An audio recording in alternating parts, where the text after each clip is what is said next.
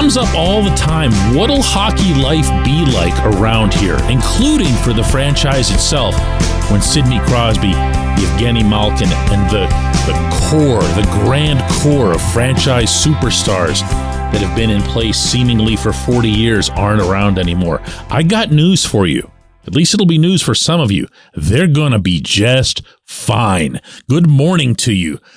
Good Tuesday morning. I'm Dejan Kovacevic of DK Pittsburgh Sports. This is Daily Shot of Penguins. It comes your way bright and early every weekday. If you're into football and or baseball, I also offer daily shots of Steelers and Pirates that I invite you to check out. The Penguins, owned by Fenway Sports Group, are on the cusp of buying AT&T Sportsnet Pittsburgh from the Warner Brothers Discovery Channel people. Did any of that make sense? Going to try it again. FSG is going to buy the local network. Okay? How's that? And in the process, FSG is going to use the local network in some form to broadcast the Penguins games. From there, the Penguins will have the rights to put out their product in various forms, to disseminate it as they see appropriate, and of course, holding on to the priority that they're available on television for their fans to see in Western Pennsylvania and really across the tri-state area, which, for anybody who doesn't know, encompasses a piece of Ohio and the entirety of West Virginia. Okay, so sounds like whatever, right? From the consumer standpoint, it's going to seem like that. My belief is that you're going to see a lot of the same elements to the broadcasts. You're going to see the same people, probably. Maybe only the name, the logo, and the theme songs will change. But there's more to this. There's way, way, way more significance to this toward the future. Let me let you in on I don't want to call it a secret because it's known to people who operate in it, but probably isn't known to fans, to hockey fans who don't follow the business world. The Penguins make money, okay? The Penguins make a nice chunk of money. The Penguins have a very, very good deal at PPG Paints Arena, in which they are the operator of the facility. And therefore, every single time Paul McCartney or Duran Duran or whoever comes passing through town and plays arena shows, they've only got one place to play them, at least at a venue of that size.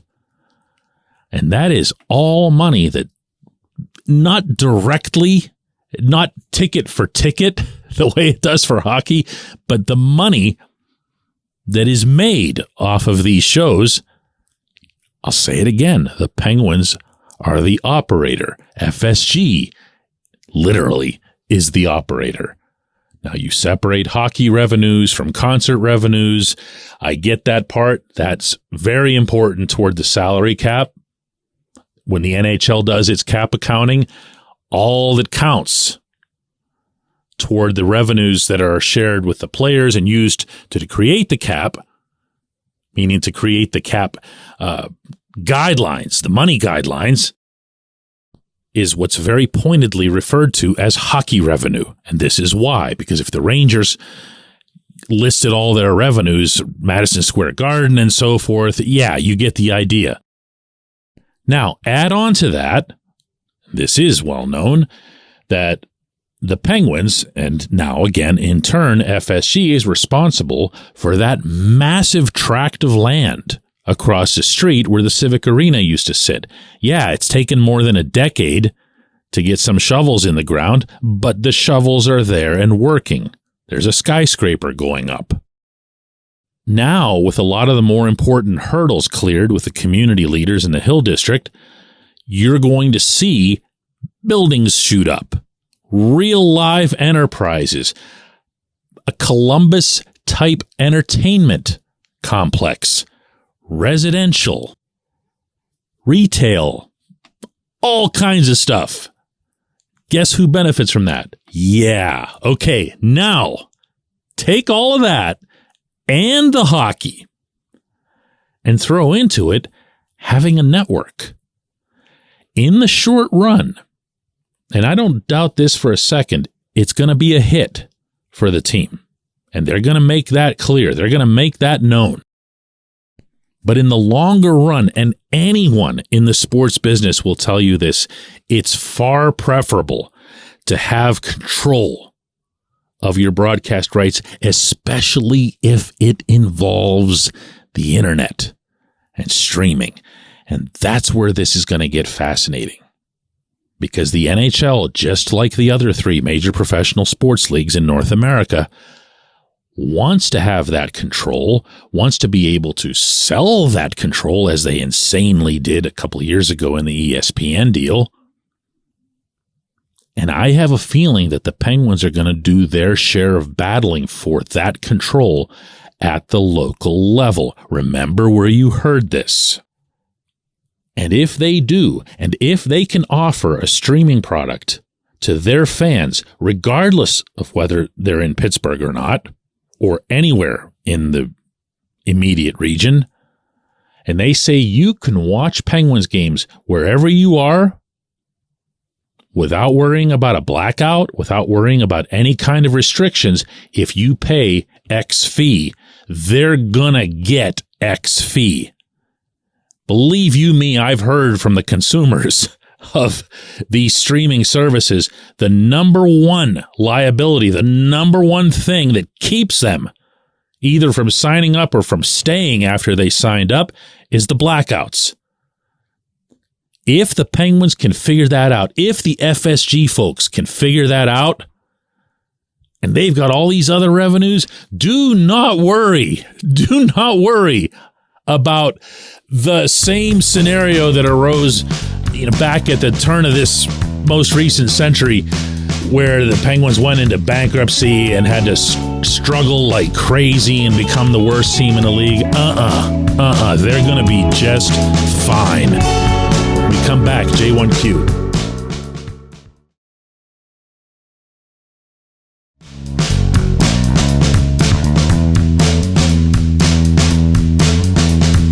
Today's J1Q comes from Doug, who says, despite not having all of the pieces needed to win it all, I have fond memories of the Jaromir Jagr, Alexei Kovalev, Martin Straka, Robert Lang years. They were certainly entertaining. Who was the most underrated player out of that era? Jan Hrdina probably still pinches himself when he thinks of getting to play alongside Mario Lemieux during the comeback. Doug, my man, you had a really good question there. And I was going to come back at you with this really cool, none of those choices, Doug, type of answer. And then you blew it. You had to mention Hrdina before I got to him. Because the answer, at least from me, is absolutely number 38. I thought Jan was the most underappreciated player of that era and one of the most underappreciated across the NHL for what he was able to do. He was a legit two-way center.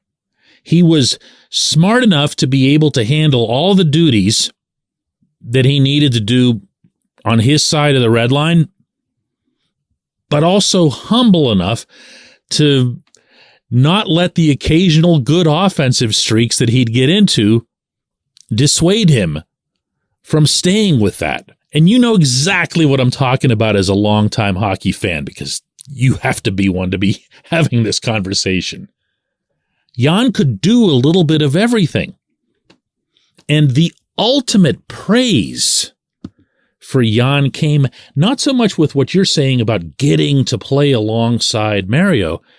No, it was that Mario and Jagr chose him. You got to understand, that decision wasn't made from above, okay?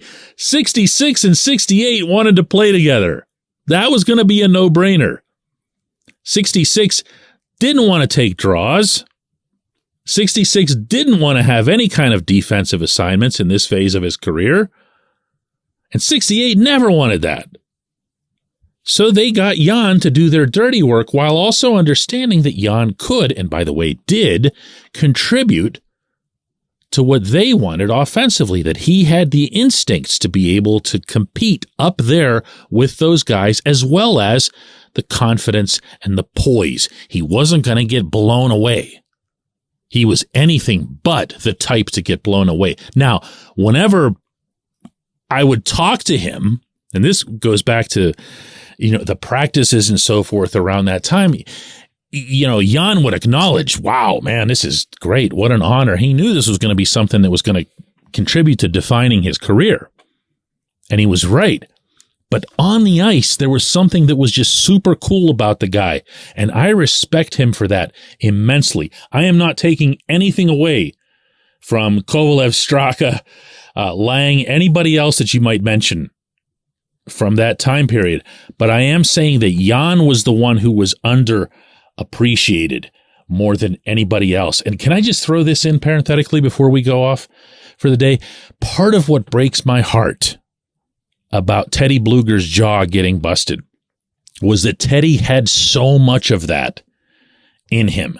He was a left-handed Jan in so many ways, even played the same position, same role, same attitude, could score, could do everything. And then, his jaw gets busted and everything changes.